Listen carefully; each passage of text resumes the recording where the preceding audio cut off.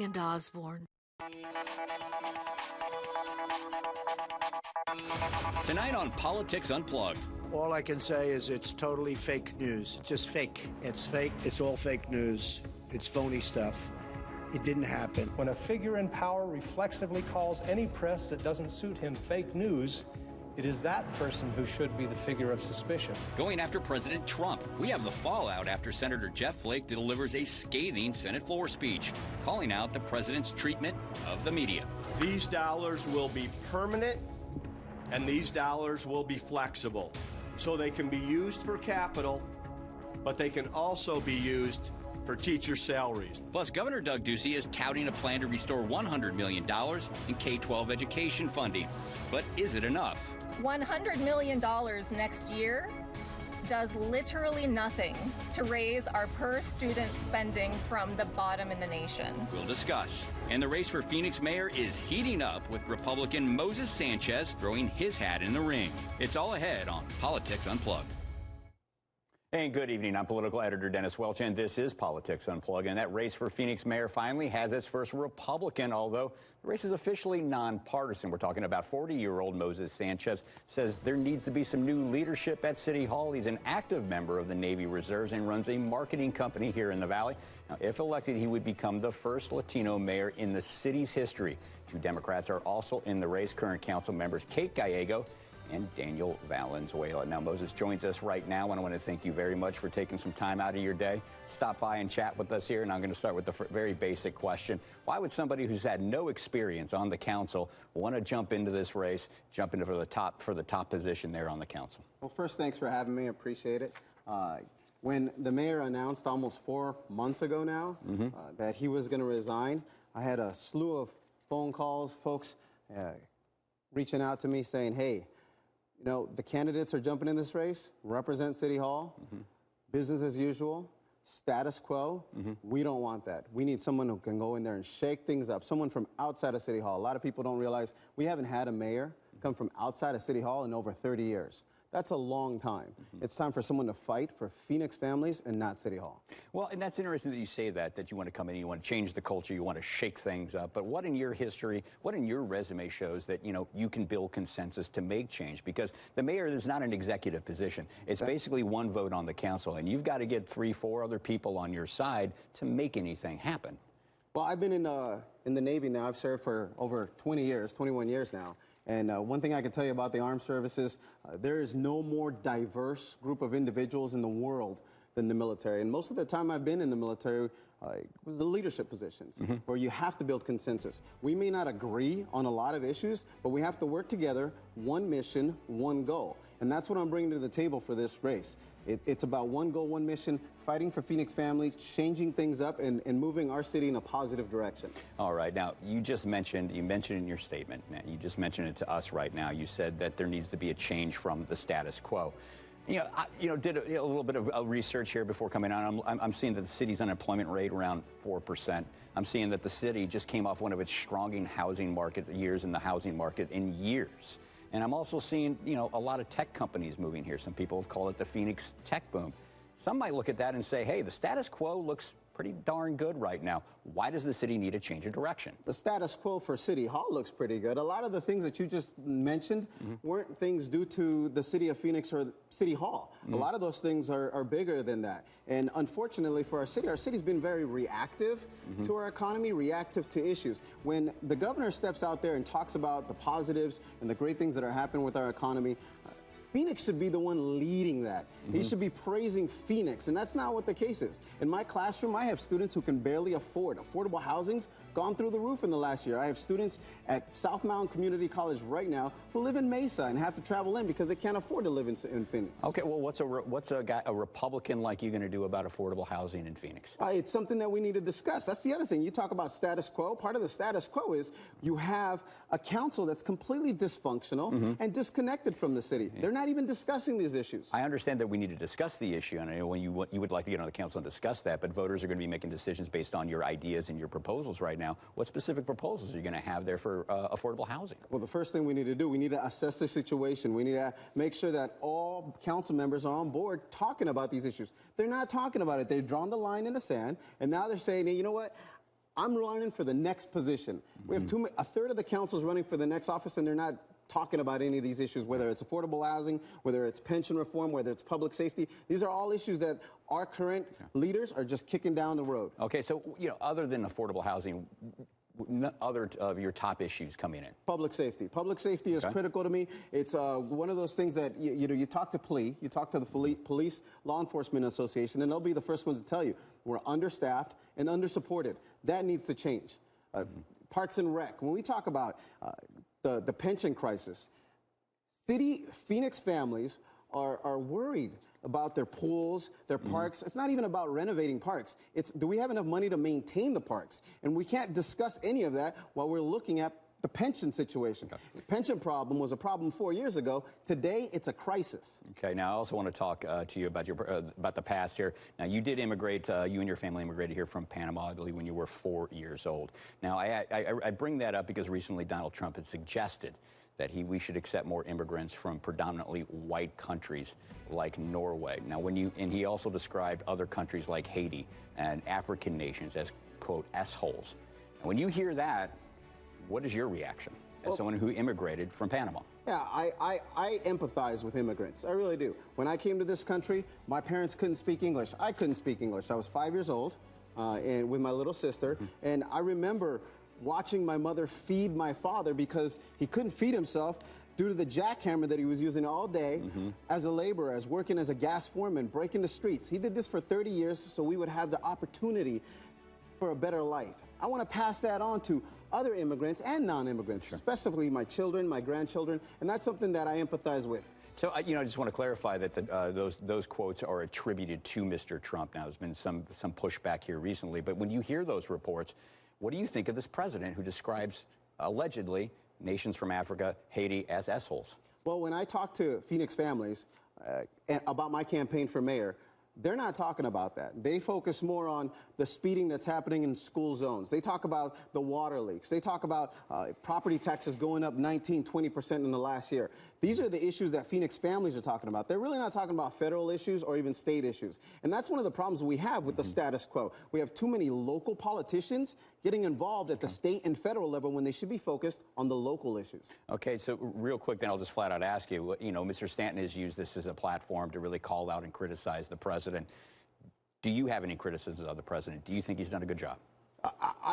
Again, I'm running for mayor of Phoenix. I'm focused on fighting for Phoenix families. If me and the president disagree on something, I have no problem fighting for Phoenix families and sharing that disagreement. I'm going to continue to fight and talk to Phoenix families and reach out to them and talk to the community members and see what issues are important to them. All right. Well, thank you very much for joining us. This is Mesa Sanchez, a candidate for the mayor of Phoenix. And we have more coming up next here on Politics Unplugged. We're talking about the state of education here in Arizona. What impact will Governor Doug Ducey's new budget have on Arizona classrooms? We'll talk about that next.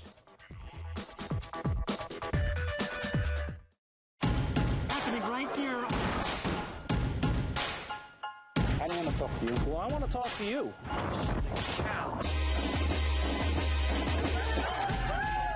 We have a winner.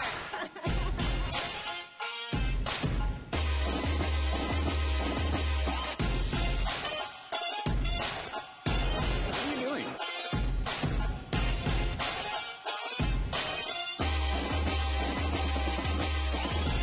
Now that the holidays are over, the stress is done, the family's headed home, and the big guy has come and gone. It's time to relax and let Express Flooring eliminate all the hassle of shopping for new flooring. One call to Express Flooring and you'll get a free in-home estimate with a flooring professional.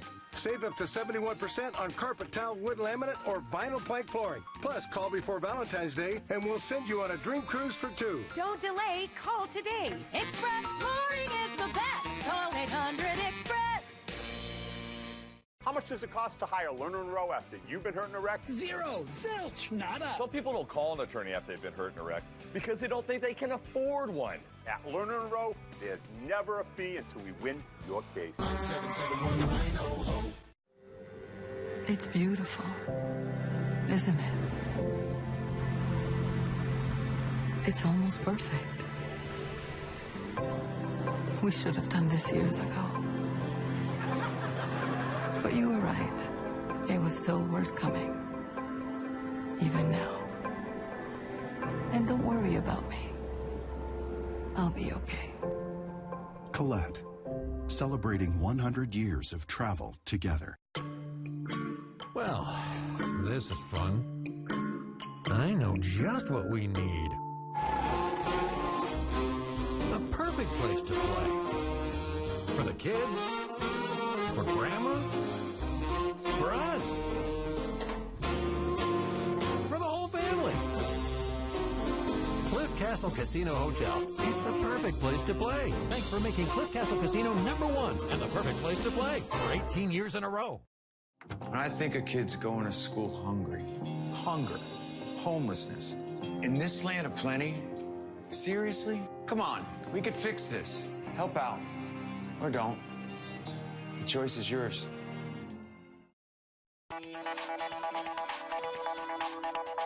This week I will release my budget. It will include a full commitment to accelerate the state's K-12 investment and restore long-standing cuts from the recession made before many of us were here. And welcome back to Politics Unplugged. Governor Doug Ducey touting his plan to restore $100 million in K-12 education funding at his State of the State address earlier this month. Some still calling on the governor to do more for education. And with us today to discuss the governor's proposal is Scott Thompson, Assistant Superintendent for Mesa Public Schools, and State Senator Katie Hobbs, who represents District 24. And that first question, I want to go to you, Mr. Thompson. Now, this plan to fix K-12 education, is it enough for schools? It's a start. I just returned to education and was appalled by the condition. And it's really good to see us moving finally in the right direction. For Mesa Public Schools, this is that cut has been a $27 million cut. And to see some traction moving forward to finally get that cut taken care of and put us back to where we were before the recession. So tell us, where are you at on this, and where's Mesa Public Schools on supporting or opposing this plan? We've been supporting the governor's budget. We want to see this get through the legislature and get us started back on the right track. All right, and Ms. Hobbs, we just want to know, first of all, your thoughts on this plan and whether or not Democrats are going to be on board with this. Yeah, the Democrats have been advocating for restoration of funding back to pre-recession levels for years. But the fact of this proposal is that it is not a reliable or sustainable source of funding. It's largely paid for through fund transfers. And it doesn't move the needle on the teacher retention crisis that we're facing in terms of paying teachers. And we're still going, after this is all said and done, we'll still be almost $1 billion below pre-recession funding levels. But it does call to restore $371 million. Now, that does restore some of the cuts that were made during the recession era. Why is that not good enough? Well, the fact is most of the funding in this proposal is not actually new funding. There's several line items that were put in the budget as one-time funding, but we're continuing them. So, you know, that's a trick that they use to say that it's new money, but it's not really new money. The bottom line is that there's really only $50 million of new funding in the governor's proposal. You can't count it if it's money that's already allocated in the baseline or by formula. And Mr. Thompson, I really want to ask you why schools would be, Mesa Public Schools would be on board with something like this, because currently the state is being sued by schools, school advocacy groups and whatnot. Now, they say that the state had illegally cut this funding from the capital budgets, also known as district additional assistance, and that this lawsuit says, well, you owe us $2 billion. Now, there seems to be a pretty big gap between $371 million and $2 billion. Why would you settle for so much less? Well, I think that the critical issue here is that we're moving in the right direction. We understand the work and respect the work of the senator and many of the folks who have been advocating for education on and on and on over these years. And that work has gotten us to this day. And so we're starting to move forward. Is there a lot of more work to be done? We think there is, but we think this is a good step, and everybody's on board, so that's good. And I want to stick with you here because, you know, you're dealing with this like everybody else. Currently, the state is suffering a teaching shortage. I believe like 2,000 at the beginning of the school year. What does this money do? Does this move the needle? Does this get teachers back into the classroom? Because after all, Arizona does rank near the bottom or at the bottom when it comes to teacher pay in the nation. I don't know that this is going to move the needle to where it needs to be, but again, the flexibility coming back to the formula, allowing us to address long-standing capital needs that have been pent up for years and years. Each district's going to have to make that decision, but we're excited by the fact that this is the first time in a long time the funding isn't getting pigeonholed. We saw last session there was an attempt to try to just drive teacher money to teachers, and it didn't work quite the way everybody thought it was going to work. I think this is going to get more money into the classroom. Okay, we've got about 15 seconds left. I want to give you the final word on this. Well, I just want to respond to what Scott said earlier. And the district leadership has been put in an untenable position. They can't trust that the proposal on the table right now is going to be there next year. And so I totally support them taking the deal that's on the table, because that's what they're going to get, and they need it. So it doesn't mean it's a good deal. All right, well, that's all the time we have, unfortunately, but I'm sure we'll be talking a lot about this issue, a whole lot more as the year progresses. But coming up next here on Politics Unplugged, Senator Flake calling out President Trump. George Orwell warned, "The further a society drifts from the truth, the more it will hate those who speak it." And we have reaction to his impassioned Senate speech defending the media. Plus, we're breaking down the race for Arizona governor when Politics Unplugged returns.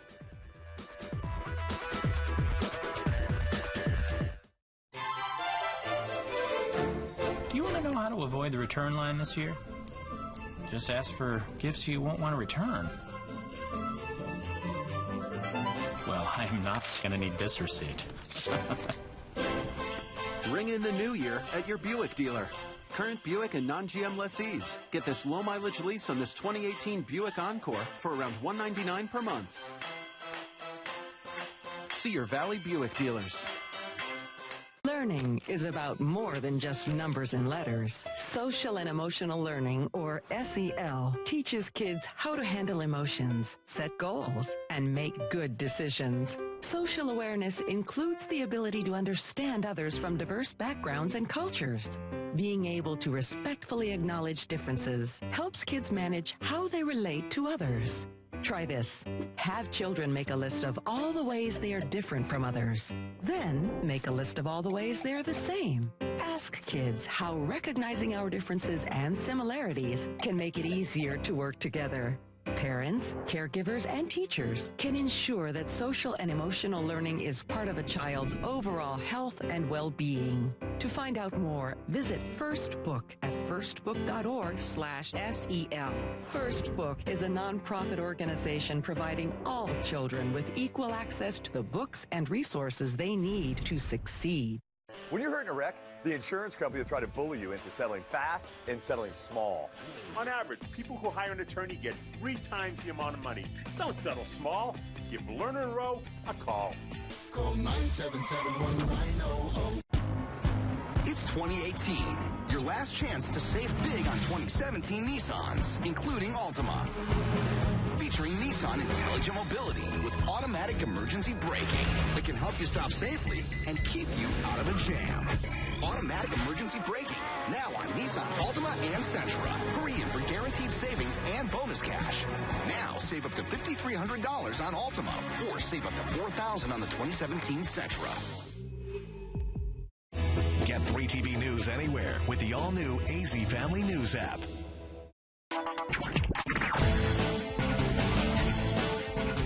The press has become so dishonest because the press honestly is out of control. Wait, let's see who's. I want to find a friendly reporter. The leaks are absolutely real. The news is fake. It's all fake news. It's phony stuff. It didn't happen. Yeah, I'm very honored by his comments. It was fake news. It was a totally phony story. Thank you very much. It was made up. It was made up by NBC. They just made it up. President Trump spoke before a small crowd of Boy Scouts today. That is some crowd. Fake media, fake news. All I can say is it's totally fake news. Just fake. It's fake. It's made up stuff, and it's disgraceful what happens. But that happens in the world of politics.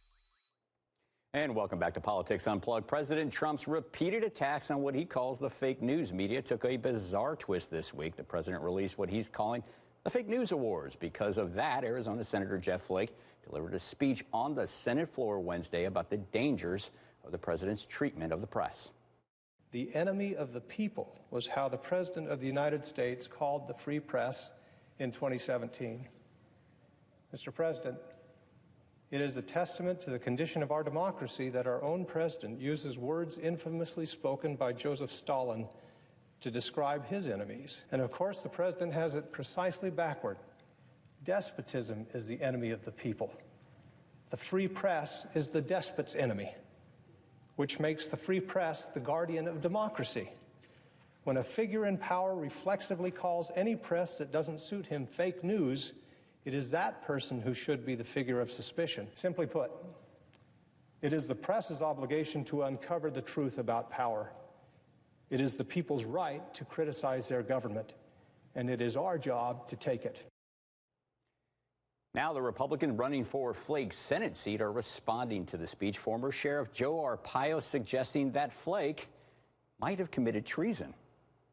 I don't know if Senator Flake should make some comments against our commander-in-chief. I'm not saying it could be considered by some borderline treason type situation. I'm not accusing him of that. Also saying that he believes there should be limits on criticizing the president and public officials in general. And one of Arpaio's GOP opponents, Kelly Ward, tweeting, comparing the president to Stalin is an embarrassment to Arizona, going on to say, I call on all candidates seeking to replace him to join me in condemning it. And the other main player in the Republican race, Congresswoman Martha McSally, said, I don't agree with Senator Flake, and comparing our president to Stalin, who murdered 20 million people, is absurd. The GOP primary is set for August, and with all of that now finally out of the way, we get to what our favorite segment of the day, the Talk It Out, where we're going to be speaking with our partners from First Strategic, Mark Stellatino, Kurt Davis. Now, first of all, I just want to ask you, what's the takeaway from this speech? Is this something that is going to be remembered, or is this going to be just thought of as just another attack by Flake on the president? Early indications are it's going to be another attack on the president by Senator Flake, and I will tell you it did not go over well with the base. My phone has been lighting up since the speech was given, and I don't think the hardcore Republicans, certainly the primary voters, were not pleased with Mr. Flake's speech or his continual attacks on the What's president. interesting is both the president and Senator Flake are actually right. Both of them are right on this issue, but we're not having the conversation about where they're both fake? Right. Journalism in our country today is on the edge of losing its foothold as a place where people go get reliable information. Sure. They should be concerned about that.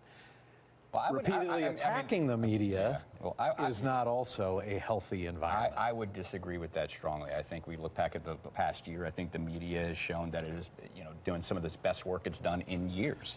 And, whether people agree with the facts or not, the media is holding the powerful accountable. There are repeated stories, though, that they even have to admit that they got wrong. But at least they admit they got it wrong, unlike the president. We have too much news where we have anonymous sources and nobody on the record.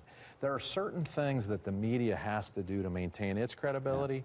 Yeah. And the president, at the same time, as Flake said, and he's right, is that this is one of the most important and paramount institutions in our society. Well, I will say, though, at least the press, they run corrections when they make a mistake. But they do take accountability for themselves. When's the last time you heard the president make an apology when he said something that was proven wrong? And this president has made a lot of statements that weren't true. I don't think I've recently heard him apologize for any of his statements. But to your point about those corrections, well, let's remember the corrections get run on, B17 in a little box down below. That's not the headline is what sticks with people. But, I continually get this question, Marcus, where do you go for news? And the question is, you have to, in today's day and age, you have to go to multiple sources. Mm-hmm. This isn't the 70s where you could turn on, Channel 10 or Walter Cronkite or whoever it was and take it verse for verse. We are now in a new age where you have to read 3 blogs, 3 newspapers, and watch 3 news channels and make a decision for yourself. But you can turn on Channel 3. Well, thanks for the plug. Now, I want to move on to the primary. Obviously, a bunch of people now running to replace Mr. Flake. Now, we've seen that this primary is all about who can be the most Trumpian candidate. Now, is this going to end up damaging the eventual nominee for the Republican Party? Because they're all going to be going so far to the right. When they get into that general election with someone who's voted as a moderate in Congress, Kyrsten Sinema, she's going to have a lot of money. What's the damage? What's the upside? What's the downside, Marcus? Well, listen, if the President of the United States, Donald Trump, flies into town and endorses one of these candidates, it's a net plus for them. The fundraising goes up, your name ID goes up, you help solidify the Republican base. It's a net win for them. Going into the general, you're right. I mean, there are going to be some concerning moments to do that. But let's not forget, I mean, this is where the campaign comes to fruition. Kyrsten Sinema is the strongest candidate on the Democratic side, but there are issues in her voting record. Now, we just had that poll up there just a few minutes ago, and it showed that this is by Data Orbital. This was a live poll, not a robo poll. Martha McSally is leading this pack at almost 31%. Joe Arpaio second with 22%. And Kelly Ward is third with 18%, and they're 27% undecided. My first question about this poll, obviously you look at that and it seems like a no-brainer. McSally really benefiting from Arpaio jumping into this race and chopping up that far-right vote, correct? I think you're correct, but what you're also seeing is the people that have decided where they sit already tend to be more informed voters, meaning they've been watching this closely. And in that element of informed voters are people that also are making the assessment of who they think has the best chance to win. And some of that creates gravitation in those polls. Let me follow that up, too. The other thing that really stood out for me is when you look at that poll, Arpaio, 22%, yes, he's in second place. But is that his ceiling? Who doesn't have, he's got 99% name recognition in Arizona. Who votes regularly in Arizona? Who doesn't know who Joe Arpaio is? Most people I talk to, they're not on the fence with Joe. They love the guy. They can't stand the guy. It's one or the other. Marcus?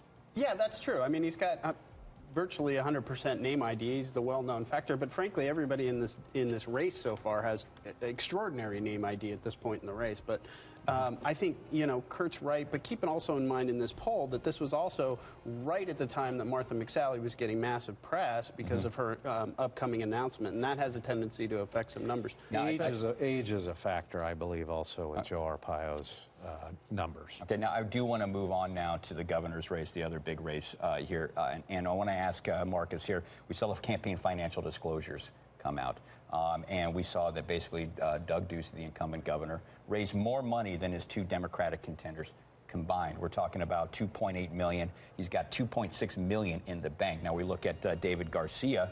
He raised about $300,000, but it only has $94,000 on hand.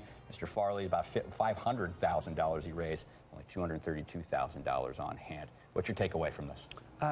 It's an old adage we say often in our office. Watch your overhead before it comes crashing down on you. And so, that money does you could raise $4 million. Doesn't do you a lick of good if going into campaign time you don't have any money left to spend. But I do want to ask Kurt, I mean, we've seen this trend now across the country of Democratic candidates pulling off upsets, overperforming in areas where Trump won. Is this going to be a free ride for Ducey, or should he be worried right now? No, it's not going to be a free ride. And there's going to be a lot of money spent in the Senate race that will impact the governor's race. The governor's team knows that. That's part of their planning cycle. I'll be honest with you, those numbers, the differential between, I was surprised at how low the Democrats were performing on their fundraising. I thought it would be much stronger. Okay, well, that is all the things but that is all the time we have tonight. Be sure to join us next week for more Politics Unplugged.